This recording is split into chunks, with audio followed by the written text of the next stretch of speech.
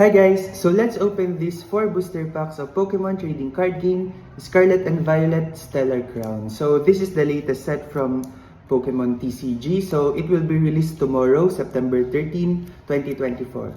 So guys, if you buy this booster pack at any 7-Eleven stores in the Philippines, you'll get this Lapras promo card with this 7-Eleven stamp. So yeah, so I bought 4, so I got 4 promo cards.